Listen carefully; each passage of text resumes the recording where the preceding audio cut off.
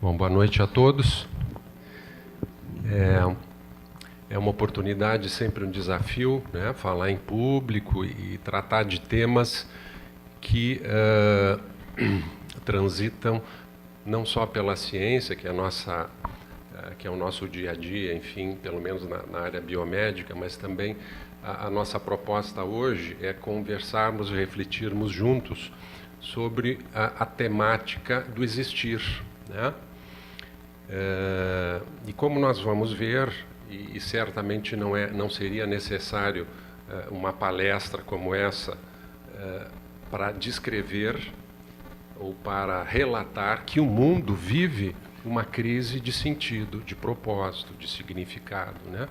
Com uma infinidade de repercussões na vida diária de cada um de nós, dentro da família, nas relações sociais, no trabalho, enfim.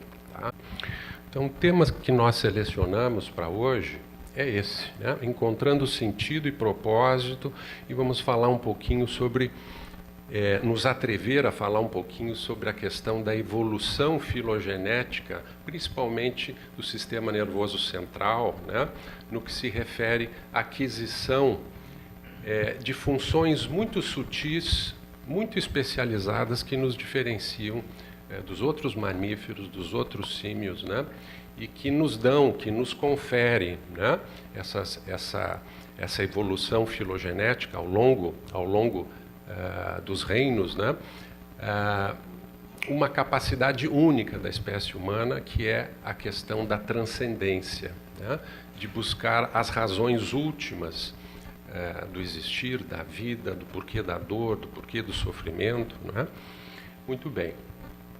Como nós dissemos no introito da noite de hoje, né, nós vivemos uma crise de sentido, né?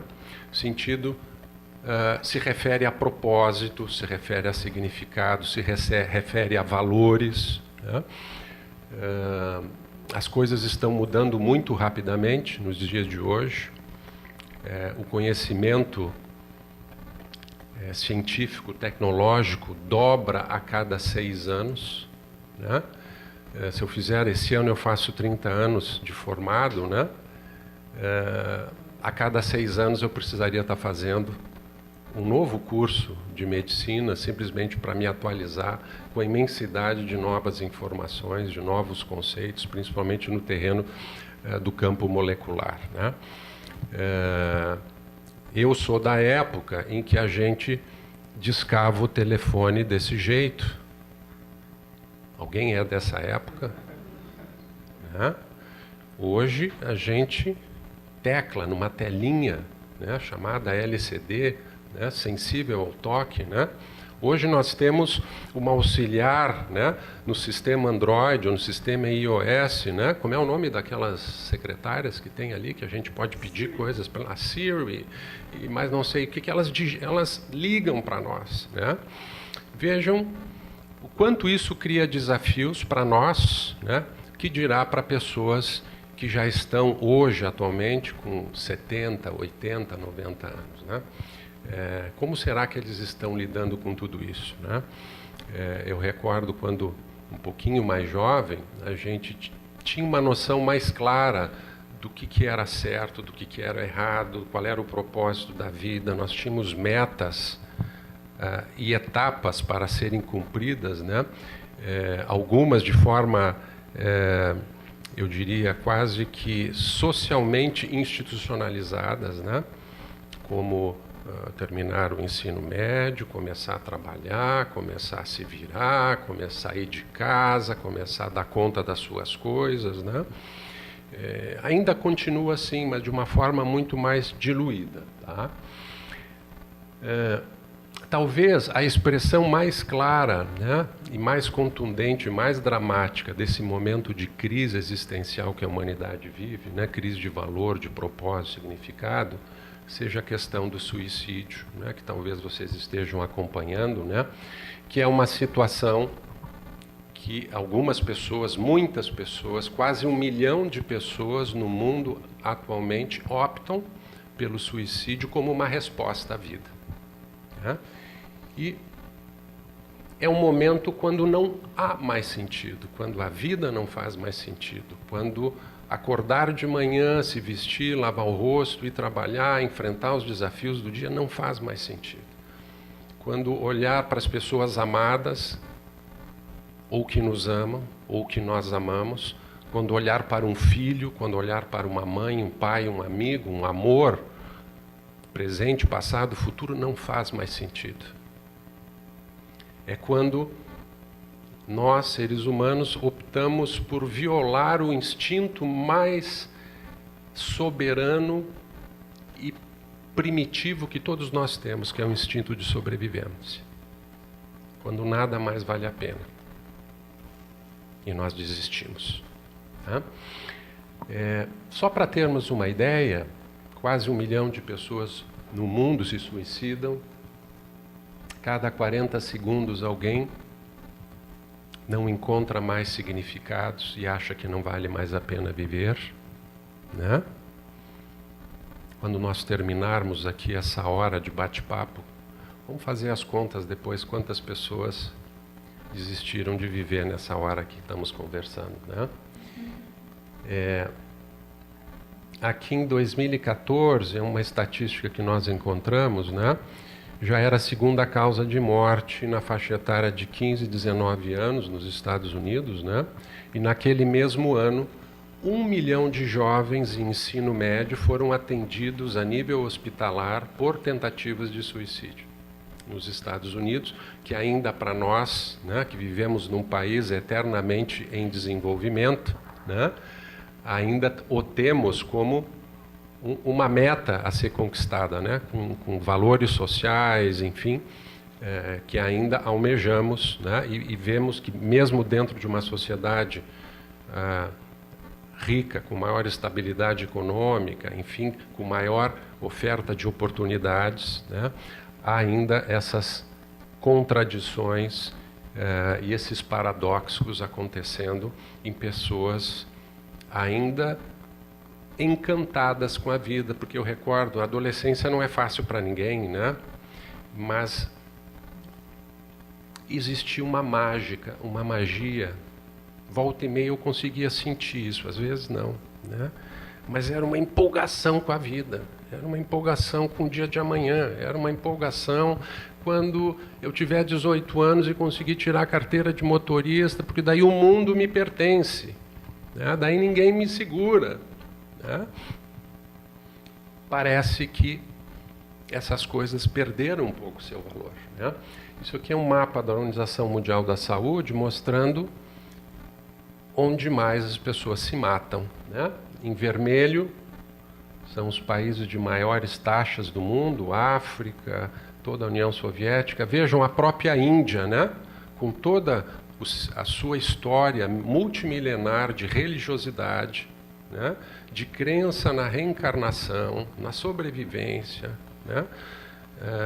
Veja que ela atualmente é um dos países onde mais acontece suicídio, aqui nas Guianas, Estados Unidos, lá, Alasca, o Brasil ocupa uma posição intermediária, né?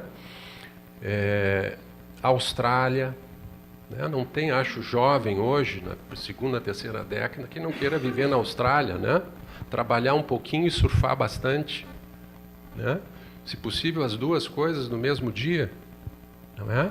Mas lá há uma taxa enorme de suicídio. O Japão, que todos nós sabemos, né? Pela sociedade ainda muito rígida em alguns aspectos, né? Impondo conquistas e metas às vezes para os jovens, me refiro ao Japão, né?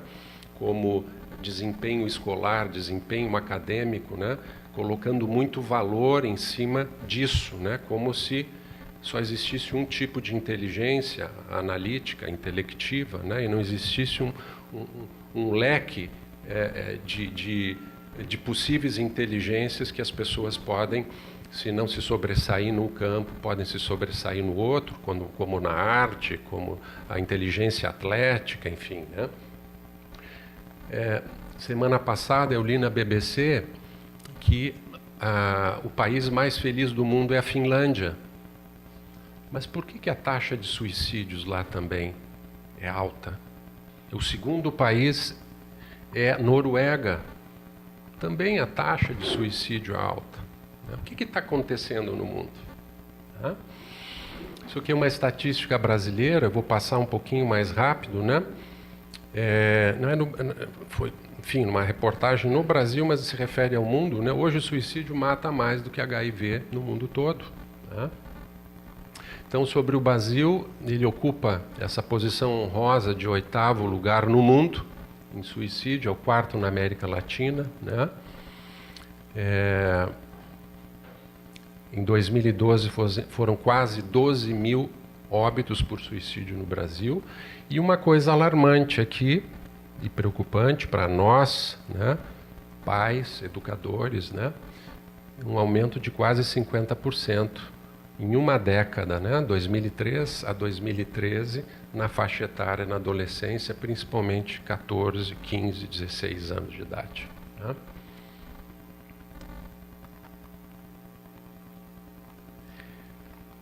Quando não há mais sentido, quando o outro passa a ser uma coisa, quando a gente coisifica o outro dentro da cabeça da gente, né? Quando o outro não tem mais valor, a gente começa a matar, né? Nos matarmos uns aos outros. Isso também é um sintoma muito grave desse momento de crise de valores e de propósito no mundo, né? Vejam, no Brasil, 2018, 63 mil homicídios documentados, só num ano. 63 mil mortes intencionais, passionais ou não, mas intencionais, premeditadas, né? Quase 30 homicídios para 100 mil habitantes, a maioria são negros. Nós temos uma taxa de homicídio 30 vezes maior do que a maioria dos países europeus, ocupamos o 13º lugar no mundo. Né? Vejam, no mundo, 500 mil de pessoas são mortas por homicídio, não é guerra. Guerra morre mais. Né? Homicídio. América Latina e África são as regiões onde o homicídio campeia. Né? Retrospectivamente, só século XX para cá, né? A Grande Guerra, a Primeira Guerra Mundial, foram 20 mil mortos, 20 milhões de mortos, perdão.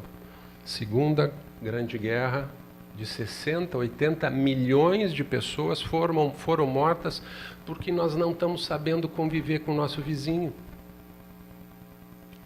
Nós estamos com dificuldade de relacionamento com a pessoa que mora do lado da nossa casa ou dentro da nossa casa. Né? E nós resolvemos, bom, já que o nosso relacionamento não está satisfatório, vamos eliminar uma parte do relacionamento, daí eu fico só com a minha parte.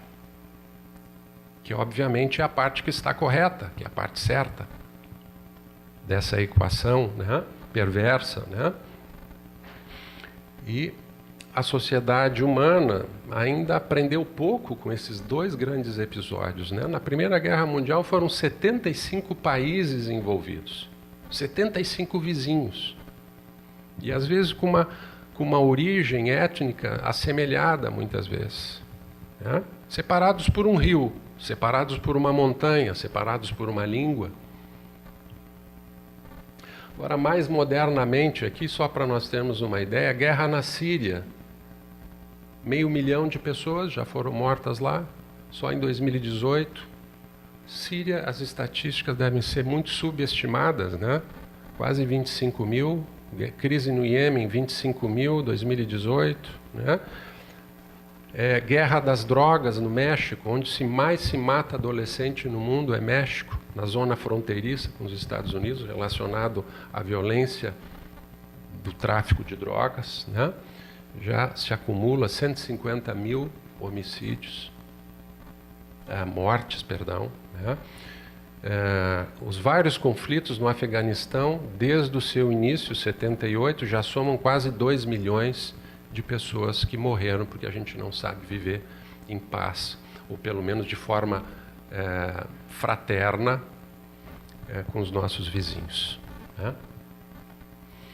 Um outro sintoma grave que nós vivemos um momento de crise de valores e de sentido é a vida ou gera uma dor intolerável e eu preciso encontrar outras fontes de prazer, ou o tédio que eu vivo também é intolerável e eu preciso outras fontes que me deem significado, né? Só para ter uma ideia aqui, a apreensão de opiáceos, né, que agora crassa nos Estados Unidos em direção ao Canadá e países africanos, né, agora estão importando a dependência química aos opiáceos, né? Já foram apreendidos em 2016 87 toneladas de opiáceos farmacêuticos vendidos no comércio negro.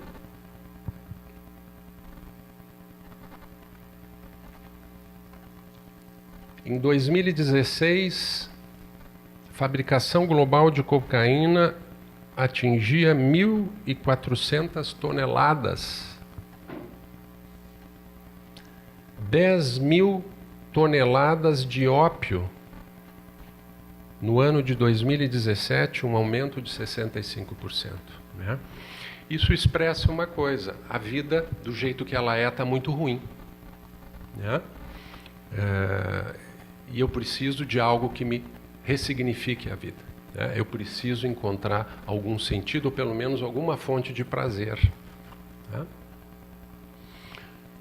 Um outro sintoma de que nós precisamos pensar conosco mesmo, dentro do nosso ambiente familiar, na nossa microsociedade, né? Essa questão do sentido da vida é o que nós estamos vendo a toda hora, é o nosso relacionamento com a Mãe Terra, com a natureza, né? Eu li essa carta aqui do cacique Seattle para o grande cacique de Washington, né? Que foi lá em 1800, século XIX, né?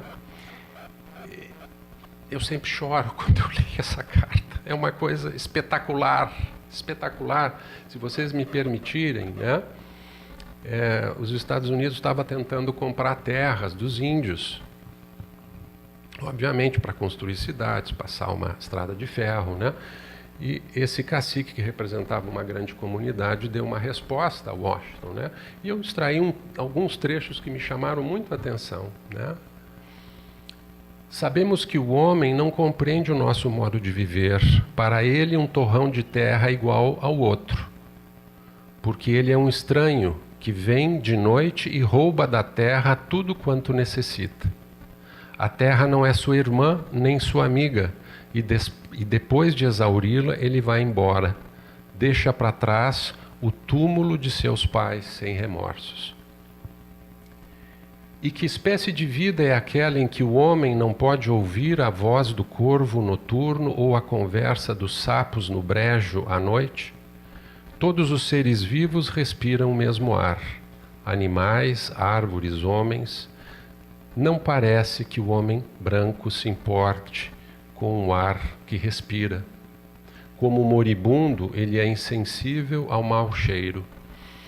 Algum tempo atrás eu li que a espécie humana é a única que consegue evacuar na água que bebe. Todo animal irracional evacua corrente abaixo. A gente evacua corrente acima, corrente abaixo, corrente de baixo, corrente por cima, né? E não nos damos conta que nós fazemos parte dessa natureza, né? Porque tudo quanto acontece aos animais pode também afetar os homens, tudo quanto fere a terra, fere também os filhos da terra. 1855, né? Um inculto cacique, né? Americano. E essa frase, ela é da mais profunda espiritualidade, né? E um chamamento para nós, seres humanos, né? de uma importância, uma magnitude esplendorosa. Com que sonha o homem? Quais são as esperanças que transmite a seus filhos nas longas noites de inverno? Quais visões do futuro oferecem para que possam ser formados os desejos do dia de amanhã. Quais são os desejos e as visões de futuro que estamos semeando, né, para os nossos filhos dentro da nossa casa, nos diversos níveis de educandários, né, na escola fundamental, na escola primária, no ensino médio, na faculdade, né, que visões de futuro estamos construindo, né? Eu vou passar mais rápido um pouco, né? De 1970 a 2012, 60% dos vertebrados, incluindo mamíferos, sumiram da Terra.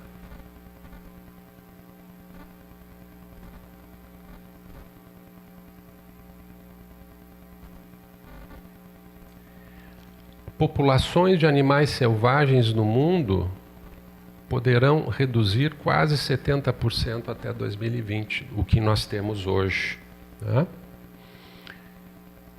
O cenário que mais sofre a influência do homem são águas doces, que perderam 81% das suas populações de vertebrados entre 1970 e 2012. A cada ano nós perdemos 4% de todos os vertebrados de águas doces, porque evacuamos na água que bebemos. Aqui uma criança, filho de alguém, se divertindo no meio do lixo. Tem uma cabeça aqui. Filhos de alguém, com sonhos, com esperança, se divertindo. Uma água cristalina, né? Isso aqui é uma expedição feita na Antártica recentemente, né? Na época do degelo. Pelo menos 17 tipos diferentes de plásticos já encontrados lá no Ártico, chamados microplásticos. 98% da água potável do mundo está contaminada de microplástico. E a gente sabe que o plástico funciona como desregulador metabólico, imunológico, endocrinológico, né?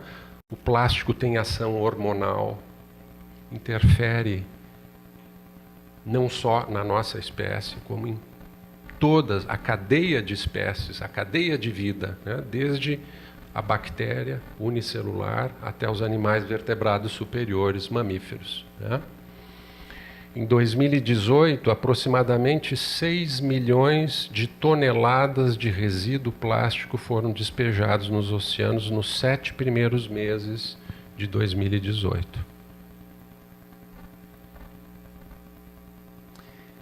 Mas aqui é uma pitadinha de esperança, né? O homem não vai conseguir se livrar da natureza, por mais que ele queira. Por mais espoliador que o seu proceder atualmente, historicamente, tem sido em relação à natureza, né? Selecionei essa reportagem aqui da BBC, né?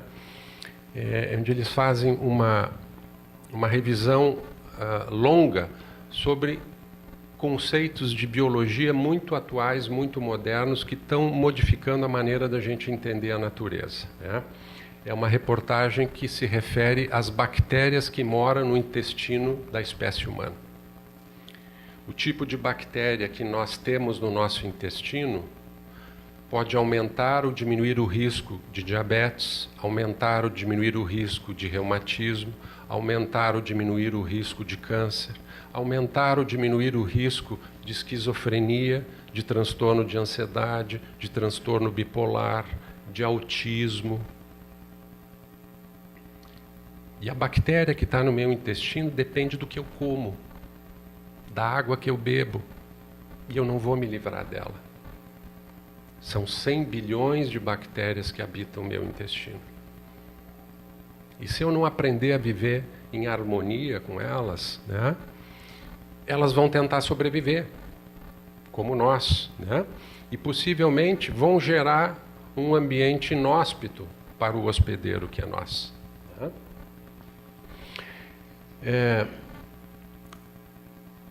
Então, fruto principalmente da passagem do século XIX para o século XX, né, principalmente por influência das grandes guerras, a Primeira, a Segunda Guerra, uma série de reflexões filosóficas começaram a surgir no cenário mundial, né?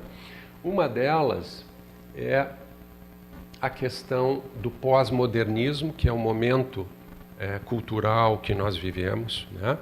E quem estuda esse momento cultural que nós vivemos descreve esse momento existencial da humanidade como um momento em que existe uma perda de valores, uma perda da consistência de propósito, de valores, de significados, né? Um dos grandes pensadores e críticos sobre a modernidade, esse sociólogo polonês aqui, que desenvolveu o conceito de modernidade líquida, ou amor líquido, né? Descrevendo como o mundo está, né? As relações sociais não são mais sólidas. O amor, que é um vínculo supremo entre as criaturas, também não é mais sólido, ele é passageiro, ele é fugaz, né? Com importantes impactos, né? Porque se não há nada mais estável, sólido no mundo, até porque o mundo está mudando de forma muito rápida, né? O que me dará a sensação de segurança e estabilidade tão importante para eu construir a minha vida, fazer projetos, organizar o meu mundo interior? Aonde está o meu senso de segurança, né? Então, um dos sintomas da modernidade líquida, obviamente, é a perda do sentido, mas ela é marcada pelo medo, pela insegurança, porque nós não temos mais onde nos agarrar, né? Paralelamente, né, a essa concepção do pós-modernismo, todos os filósofos da corrente existencialista, né, e dentro do existencialismo, a filosofia do absurdo, eu selecionei especificamente alguns conceitos defendidos por esse filósofo aqui, tá? Albert Camus, né, que é um filósofo franco-argelino, que descreve muito bem como nós estamos olhando para esse mundo e nos relacionando com esse mundo, né? Então, na filosofia do absurdo, como o nome está dizendo, o mundo não tem sentido. O mundo é um absurdo. Não há uma ordem prévia à existência do indivíduo. Não há Deus, não há uma ordem subjacente. Existe apenas o imponderável, o caos, né? Além disso, estamos sujeitos à inevitabilidade da morte, irremediável, sem esperança, que retira todo o sentido do mundo. Dentro dessa filosofia, há uma cisão do eu com o mundo e pela inutilidade do esforço humano em alcançar um significado para nossas vidas. O ser humano é visto como solitário, destituído de qualquer moral, jamais possuindo qualquer verdade e sempre angustiado perante o nada. Veja, só sobra álcool, drogas e rock and roll, né? Só sobra suicídio, só sobra drogadição, só sobra violência, né, dentro desse contexto, né? E o Camus defende a ideia de que nós temos que ser rebeldes, nos rebelarmos continuamente em relação a essa vida sem sentido. Essa é a filosofia do absurdo. E, de certa forma, é isso que nós vemos acontecendo, permeando as relações entre as pessoas, permeando as relações entre os países, entre as instituições. Mas, no meio do caos, sempre nascem vertentes de renovação, né? No lodo também nascem flores, né? A logoterapia também nasceu no início do século XX, né, por influência da Primeira Guerra, enfim, né?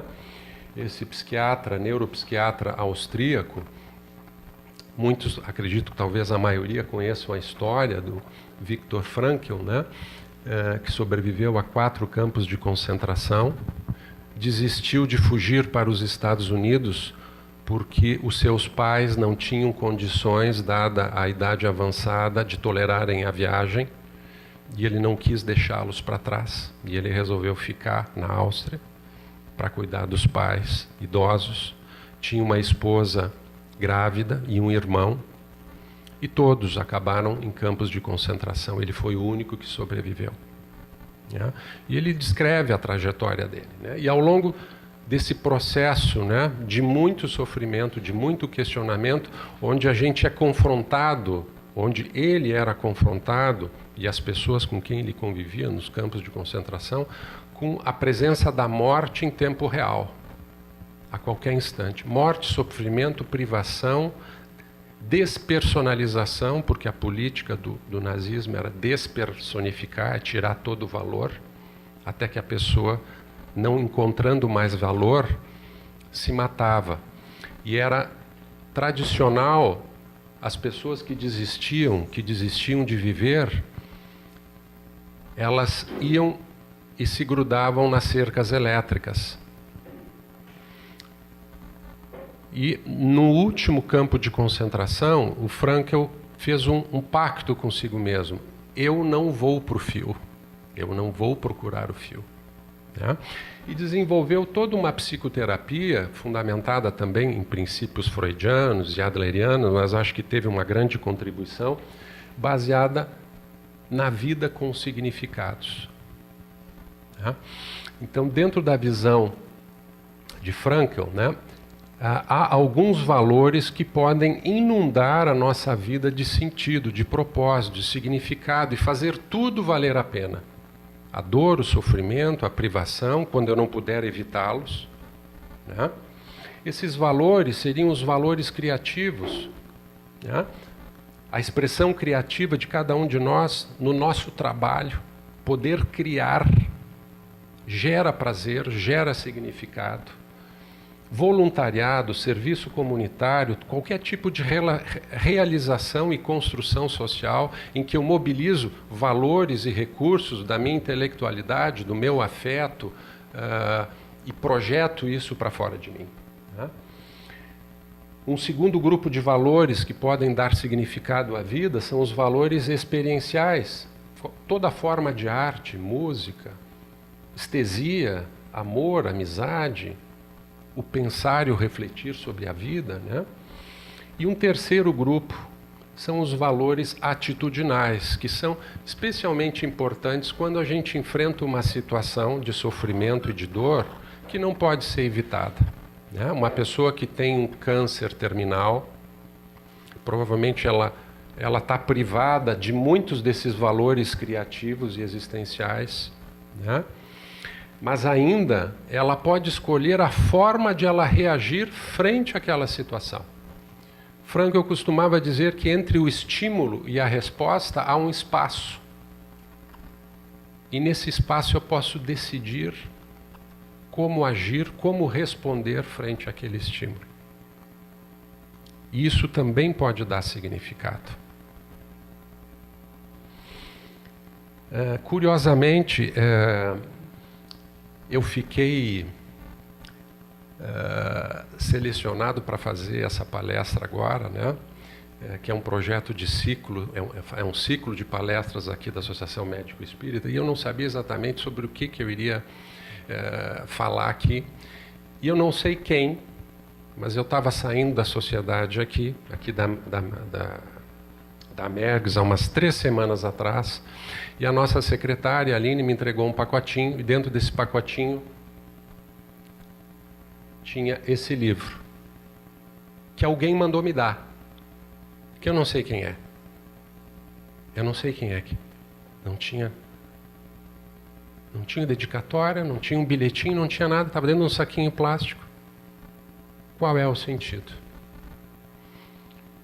Isso aqui é um livrinho altamente recomendável, não é espírita, mas ele é permeado por uma espiritualidade universal, de um professor de filosofia da PUC, que trabalha dentro dos conceitos do Viktor Frankl, né? A questão da logoterapia, da questão do sentido. Né? E eu extraí desse livrinho do Luciano Marques de Jesus, qual o sentido? Essa frase: a vontade de prazer, libido freudiana, e a vontade de poder, que era uma das, dentro da concepção de Adler, que foi um contemporâneo e seguidor de Freud, ele defendia que nós somos movidos mais do que pela vontade de prazer, mas pela vontade de poder, de dominação. E nesse processo de dominar, nós sentimos, nós nos autovalorizamos, né? Simplificando, porque eu não tenho formação de maior profundidade na área, né? Mas a vontade de prazer freudiana e a vontade de poder adleriana são insuficientes para dizer por que o ser humano resiste e persevera na existência. Porque há situações extremas onde eu não tenho mais prazer e eu não tenho poder algum de modificar aquela realidade. Diante, por exemplo, de uma situação, de uma dor física ou moral que eu não posso evitar, que não pode ser evitada. Né? Nesse momento é necessária uma vontade de sentido para fora de si mesmo. Uma forma de autotranscendência, que pode ser amor por algo ou por alguém, pela natureza, pelo universo, por um filho, por um companheiro, por uma Bíblia, por um livro dos Espíritos, por um projeto, por um objetivo, por uma pessoa, por um cuidado. Qual o sentido da vida? Qual o sentido da vida para cada um de nós aqui, né? Acho que a resposta a essa pergunta vai definir, em grande parte, as escolhas que eu irei fazer a cada minuto, a cada dia, em casa, fora de casa, no ambiente de trabalho, né? E, parafraseando até o próprio Frankl, né? Espiritualidade, como a arte, como o amor à natureza, pode ser uma grande fonte de significado, de propósito, de valorização da vida, e nós queremos falar um pouquinho sobre isso agora aqui com vocês, né? E, segundo um volume enorme de evidências na área da neurobiologia, né, e do desenvolvimento, e que estuda o desenvolvimento e a evolução do sistema nervoso ao longo da escala filogenética, né, diversos pesquisadores estão chegando à conclusão de que nós evoluímos para acreditar em algo maior do que nós. Diferentemente do que pensava Freud, que acreditar no Deus era sintoma de fragilidade, como se eu precisasse de uma bengala externa para sustentar o meu propósito e o meu agir no mundo, né? A neurobiologia tem mostrado que o sentimento de transcendência é uma aquisição evolutiva das áreas mais sofisticadas e mais nobres do sistema nervoso central, que surgiram e que evoluíram e que nos diferenciaram dos outros símios, dos outros mamíferos, né? De forma que a ideia de Deus, por mais que existam filosofias nihilistas, por mais que a igreja ou que as religiões institucionalizadas tenham falido de forma relativa, pelo menos, dadas as suas contradições históricas, né? A ideia de Deus nunca nos abandonará, porque ela faz parte da nossa trajetória evolutiva, né? Queria que vocês olhassem um pouquinho para essa imagem aqui, tá? Essas voltinhas do nosso cérebro aqui, que são as circunvoluções, tudo que a gente enxerga por fora do nosso cérebro faz parte do neocórtex, que é a parte mais jovem do nosso sistema nervoso e a última que surgiu no desenvolvimento filogenético. E essa região aqui, bem na frente, bem atrás da testa, é chamada de córtex pré-frontal. Essa foi a última que surgiu, tá? Nós vamos, no próximo slide, aprofundar um pouquinho as reflexões sobre esse aspecto. Vejam, isso aqui é o neocórtex de um macaquinho, de um sagui. E aqui é o neocórtex da espécie humana.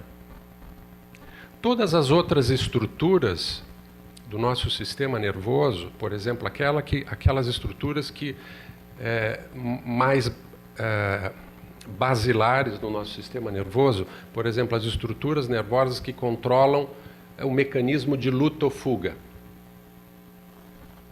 O tamanho delas no sagui e na espécie humana é muito parecido.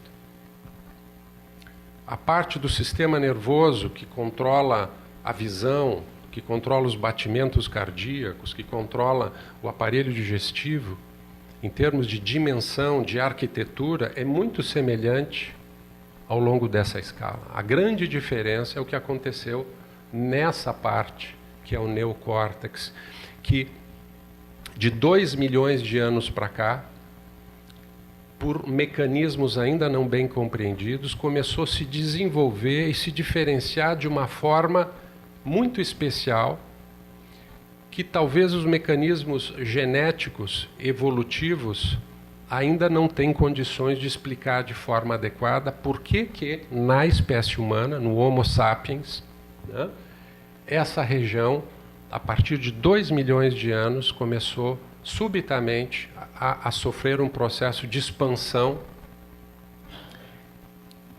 que não respeitava mais as regras biológicas evolutivas até então conhecidas. Né?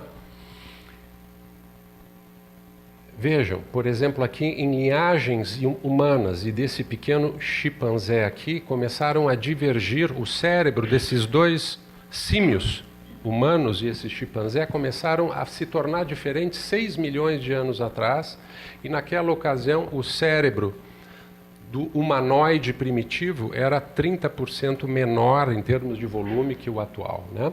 E nos últimos 2 milhões de anos, os cérebros dos nossos ancestrais recentes aumentaram muito em tamanho, especialmente na região pré-frontal.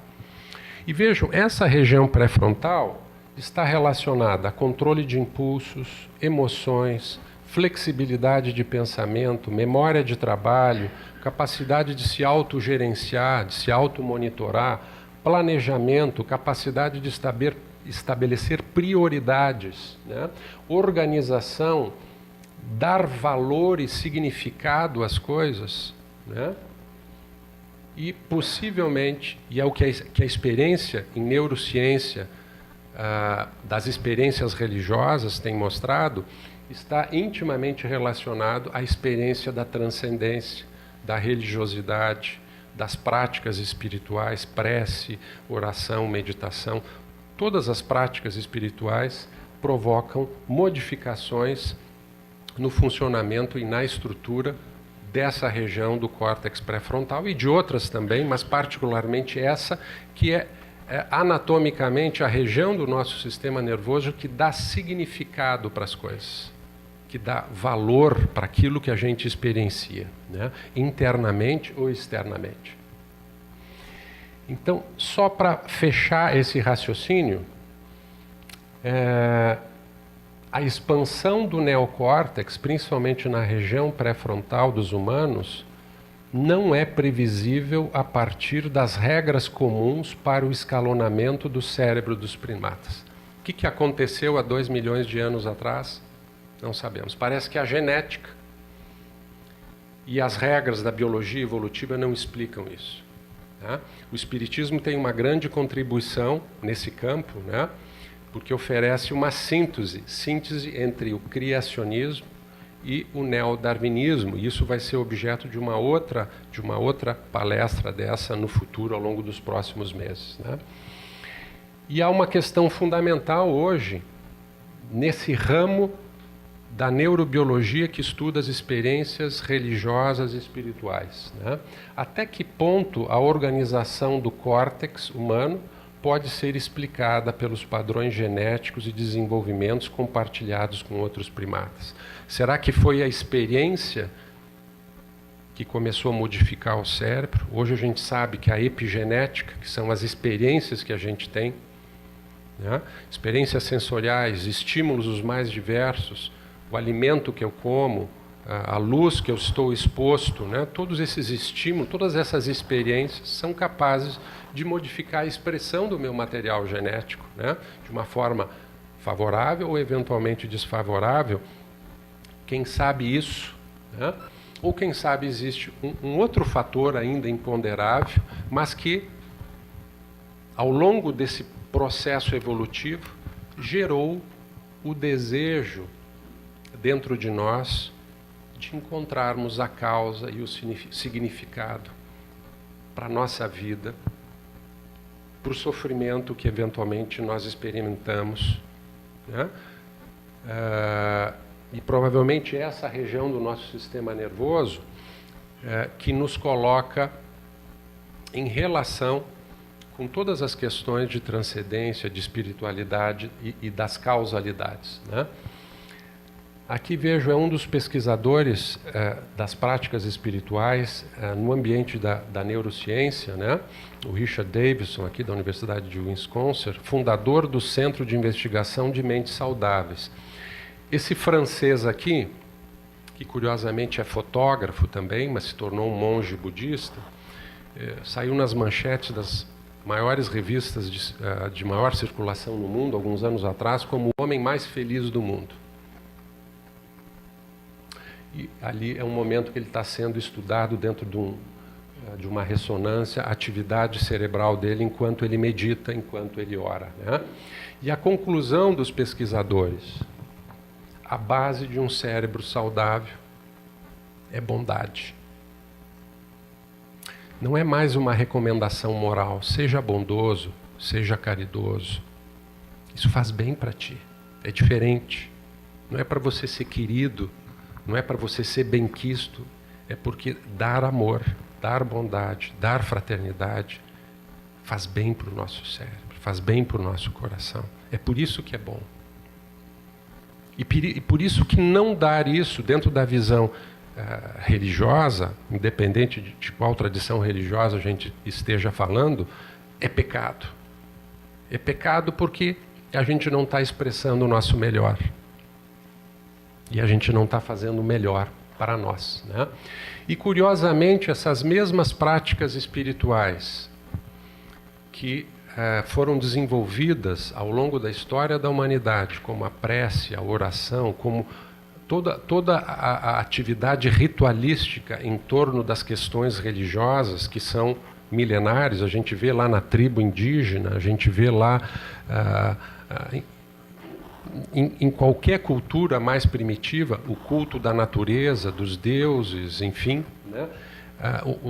um ímpeto natural e espontâneo pela transcendência, né? Então, essas mesmas práticas que foram se desenvolvendo ao longo do tempo e que nós adquirimos pelo desenvolvimento dessas estruturas cerebrais que nos permitem acessar esse tipo de experiência vivencial, essas mesmas práticas, como a meditação, por exemplo, que foi uma aquisição evolutiva, capacidade de meditar, de orar, de buscar o transcendente, mas essas mesmas práticas são capazes de mudar a estrutura e o funcionamento do nosso cérebro.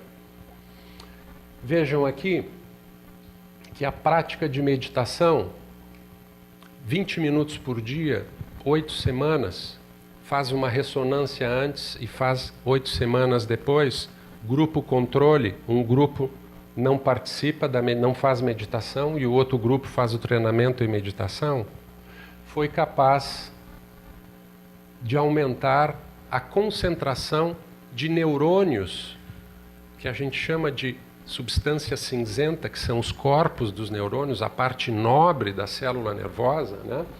Em diversas regiões relacionadas com memória, regulação das emoções e tomada de decisão e perspectivas. Agora vamos falar um pouquinho sobre o espiritismo, né? Como é que o espiritismo, uma tradição espiritualista cristã, pode nos ajudar na conquista ou na busca de sentido existencial?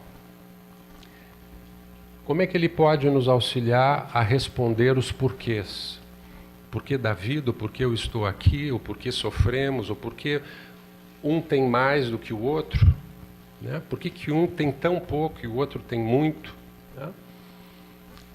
Como o Espiritismo pode me ajudar a resgatar o sagrado e o significado do sagrado na minha vida, né? Eu montei esse slide movido assim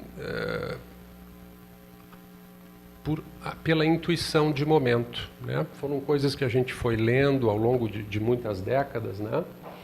Mas dentro da visão, da cosmovisão espírita, nós sabemos que há uma essência espiritual. Esse postulado é defendido pelo Espiritismo, né?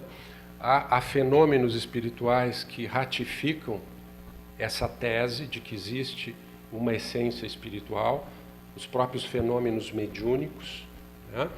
As experiências de quase morte, as lembranças de vidas passadas, de possíveis reencarnações, enfim, né? Que são estudadas, foram e estão novamente sendo e serão novamente estudadas no ambiente acadêmico, né?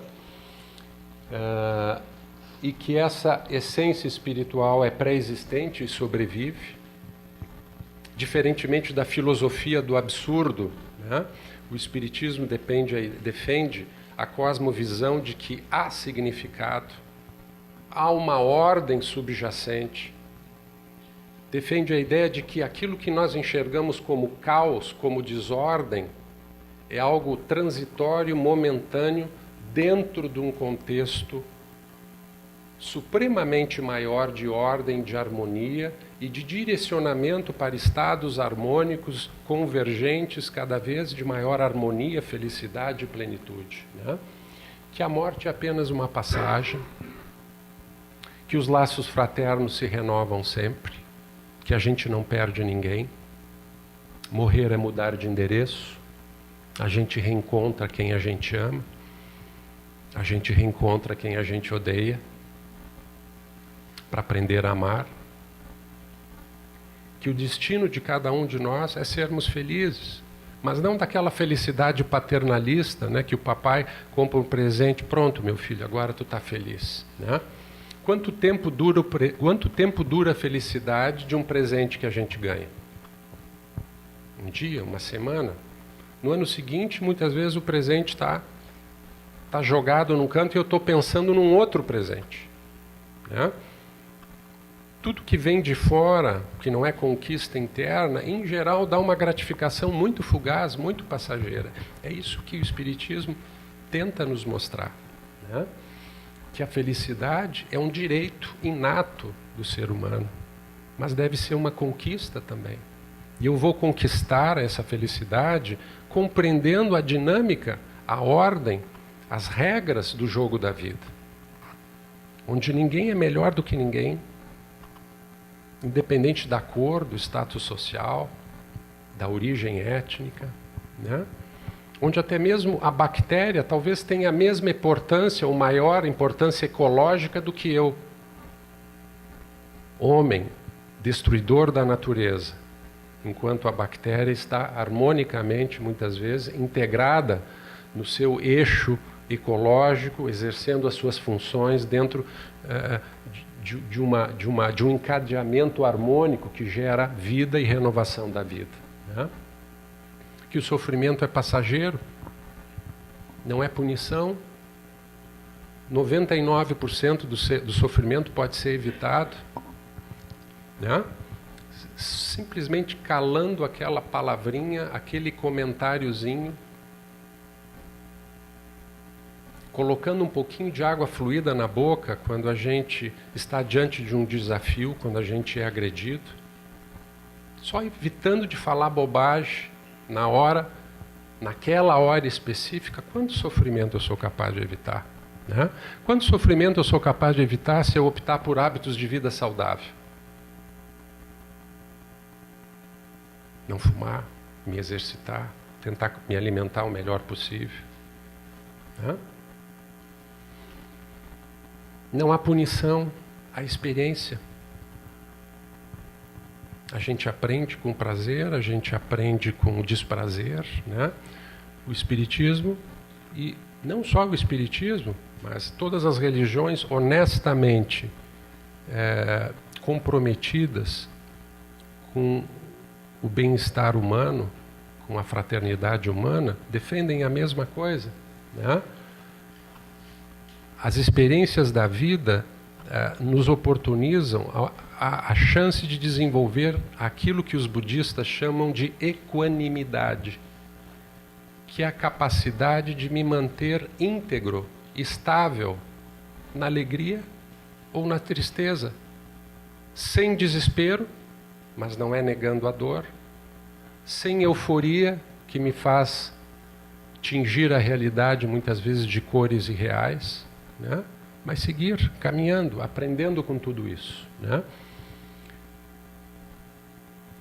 Diferentemente da filosofia do absurdo, o Espiritismo defende o postulado de que existe uma causalidade, existe uma finalidade. O Espiritismo, dentro de um conceito filosófico, é teleológico. Há um princípio norteador, há um processo de crescimento universal no qual nós estamos inseridos, né? Há ordem. Os mundos e o universo é solidário entre si. Essa é a grande lei do universo. Nós precisamos uns dos outros. Nós somos um sistema. Ninguém vive sozinho. E o universo é solidário. E que há um Criador, que é justo, que é misericordioso, que quer que eu cresça.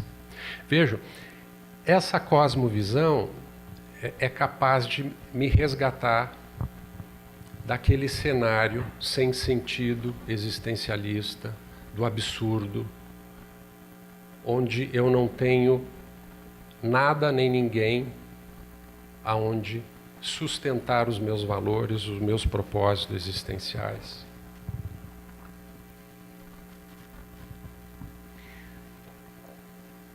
Isso é uma passagem desse livro, Adolescência e Vida, de Joana de Ângeles, que resume isso que nós conversamos até agora, né? Alucinação midiática, o serviço do mercantilismo de tudo. Tudo tem apenas o valor de coisa, né? Nas trocas.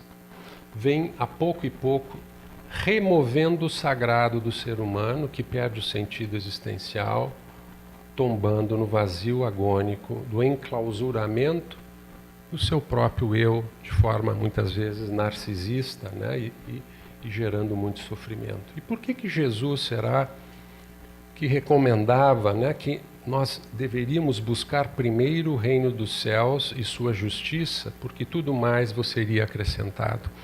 Isso tem um significado filosófico também, né? Buscar o reino de Deus é buscar a transcendência. Jesus estava sinalizando esse caminho como um caminho de crescimento, de estabilidade, de significado último para as nossas vidas, né? E tudo mais vos será acrescentado. Quando eu tenho um propósito, e esse propósito me sustenta, eu enfrento a adversidade, eu enfrento a alegria, com o equilíbrio possível, né? E sigo a vida afora. Bem-aventurados os que têm fome e sede, porque serão saciados. Aquele que crê no Filho tem a vida eterna.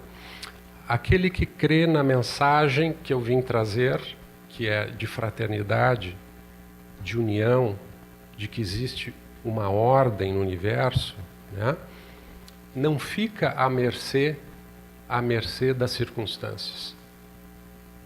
Ele passa a ser co-criador das circunstâncias. Eu sou o caminho, a verdade e a vida. Não eu, mas a mensagem que eu vir trazer, né, como significado para a minha vida. O Espiritismo tem uma série de convergências com visões muito modernas da realidade humana, né? Vejam, por exemplo, no terreno da física, né, da interpretação do mundo, do universo, como ele foi criado, o que sustenta o universo, etc. Né? Isso aqui é um enunciado do pai da física quântica, Max Planck, lá no início do século XX. Né? Depois de estudar os fenômenos da física das partículas, já no final da sua vida física, Max Planck enunciou essa frase: toda matéria origina e existe somente em virtude de uma força. Devemos assumir por trás dessa força a existência de uma mente, consciente e inteligente. Essa mente é a matriz de toda a matéria. Lá, no início do século XX, um físico estava sugerindo que, atrás de toda a matéria, existe um princípio organizador, que ele chama de mente. E que tudo no universo está imerso nessa consciência, nessa mente, que nós podemos chamar o nome de Deus, que nós podemos chamar o nome de consciência universal, que nós podemos chamar de a grande natureza. Né? Veja o que Emmanuel, né, pela psicografia de Chico Xavier, nos diz. Vejam a semelhança desses conceitos. A mente é o espelho da vida em toda parte. O reflexo mental mora no alicerce da vida. O plasma divino é a força em que todos vivemos. Em Deus nos movemos e existimos. Então, rapidamente, nesses 2 slides, o nosso objetivo foi mostrar que espiritualidade pode ser uma fonte de significado para as nossas vidas, de valor, e que isso pode sustentar a minha caminhada nessa existência. Que o Espiritismo, como outras tradições religiosas, tem uma contribuição a dar, no sentido de encontrarmos valor e propósito em nossas vidas. Né? E, além disso, toda a cosmovisão apresentada pelo Espiritismo tem imensas convergências com o que a física moderna tem nos mostrado, com o que a biologia evolutiva tem nos mostrado, né? Em nenhum momento entrando em contradição com esses valores científicos tão importantes para nós. Né? Utilizando aquilo que está lá registrado em obras póstumas, né? Talvez o Espiritismo seja uma tradição religiosa que resgata aquilo que Kardec chama de religião natural, que é aquela que parte do coração diretamente para Deus, para a divindade, sem intermediários. Eu não preciso de médiuns para me relacionar com a divindade. Eu não preciso ser médium ostensivo para me relacionar com o meu Deus, que é o teu Deus, que é o Deus de todos nós. E para deixar a nossa conversa um pouquinho mais suave, mais talvez divertida, quando nós queremos saber algo sobre qualquer assunto, a melhor coisa é perguntar para pessoas que entendem daquele assunto.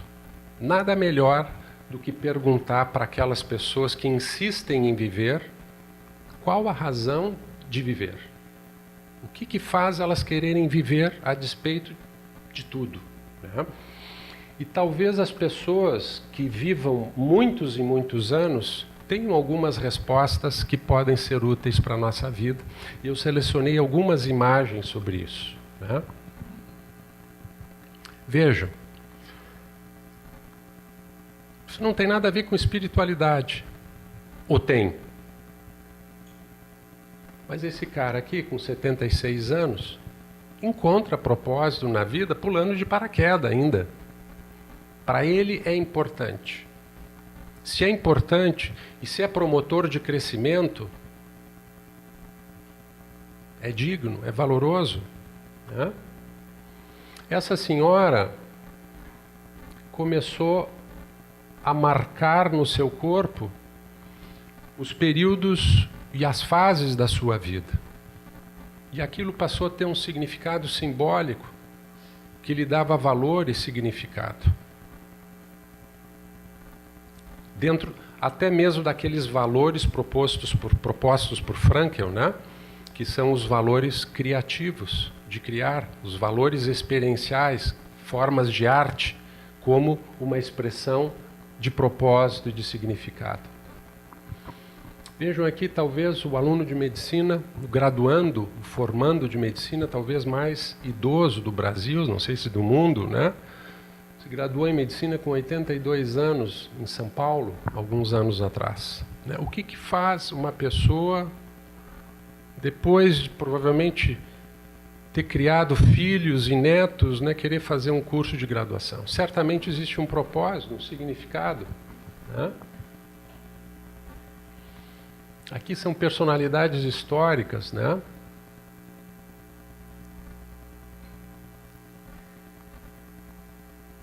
Esse idoso de 82 anos encontra significado na sua vida,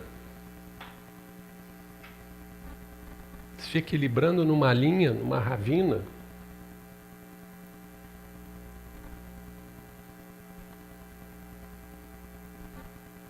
Aos 92 anos, fazendo maratonas ainda, 42 quilômetros.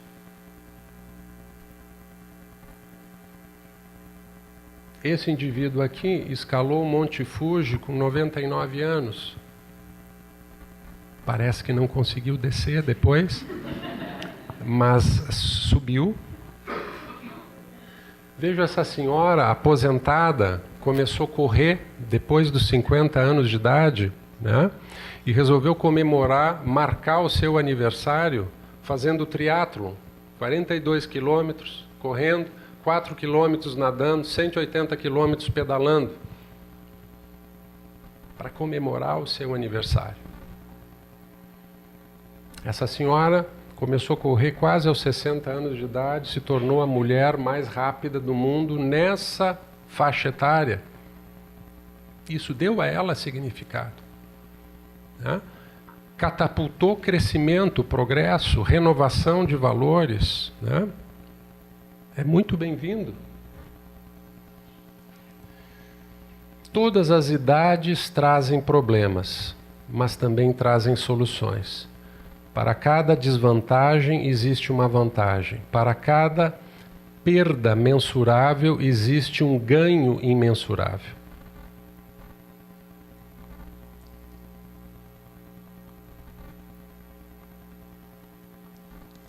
Trabalhando como pediatra com 103 anos de idade, no estado da Geórgia, nos Estados Unidos.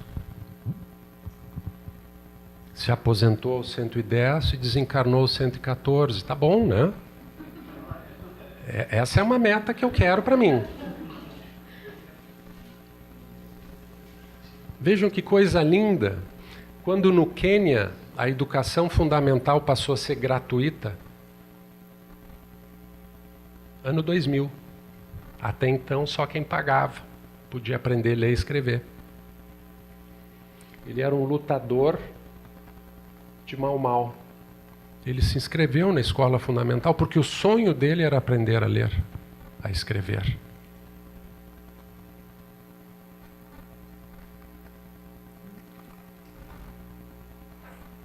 Vejam esse japonês, 80 anos, subiu o Everest aos 65, aos 75 e agora aos 80 anos.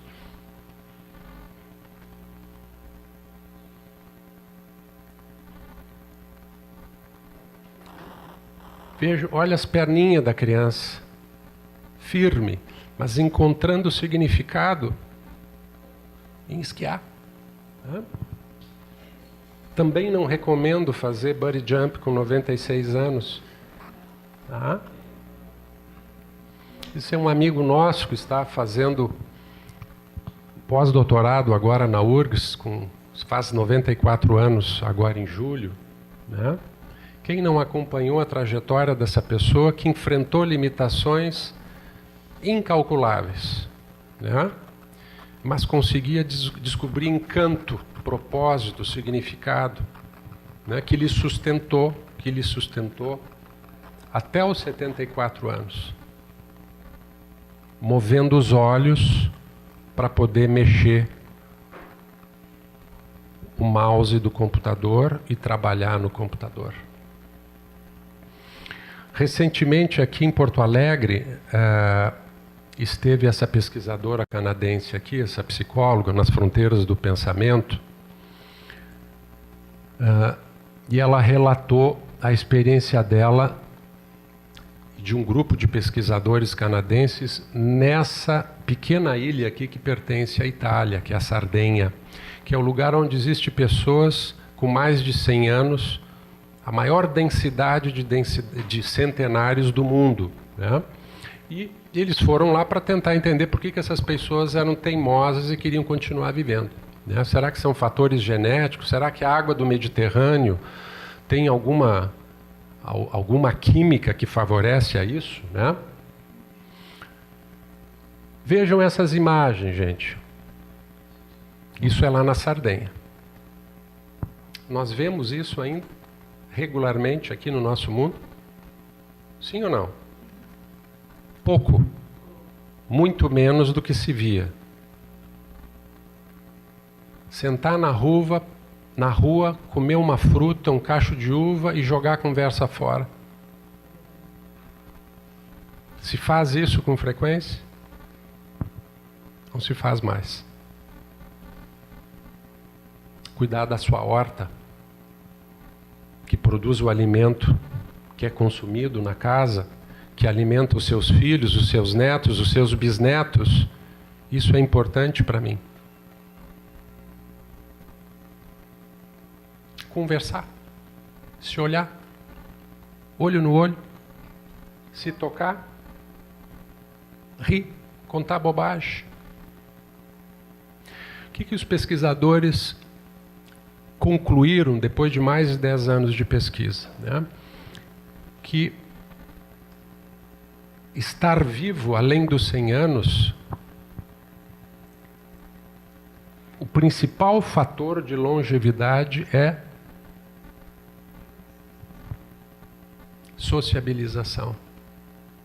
Tudo que é verdadeira espiritualidade, entre outros fatores, visa promover, né? Nós nos relacionarmos com o mundo de uma maneira mais fraterna. Sociabilização foi mais importante que exercício, foi mais importante que parar de fumar. Tem um pneumologista aqui. Mais importante que parar de fumar, mais importante que parar de beber, mais importante que exercício, mais importante do que ser magrinho e não ter barriguinha, mais importante do que tratar a hipertensão arterial, mais importante que ar puro, é se relacionar com as pessoas, é se olhar olho no olho. E ela esteve aqui em Porto Alegre falando sobre isso, que nós precisamos recuperar a capacidade de nos olharmos. Deixarmos de estar distraídos o tempo todo e preocupados com alguma outra coisa que não esteja diante de mim. É só entrar num restaurante e ver quantas pessoas estão de cabeça baixa olhando o celular. Nada contra o celular, né? Mas as relações empobreceram muito, né? E para finalizar, queria deixar para vocês essa mensagem do Viktor Frankl: quem tem um porquê enfrenta qualquer como. Espero que tenham gostado. Não vamos ter muito tempo para refletir e trocarmos ideias a respeito disso. E quero, quem sabe, no futuro, oportunamente, amadurecer um pouquinho mais alguns dos conceitos que nós trouxemos aqui para a gente conversar de uma forma mais madura, enfim. Tá? Obrigado pela atenção de vocês. Boa noite.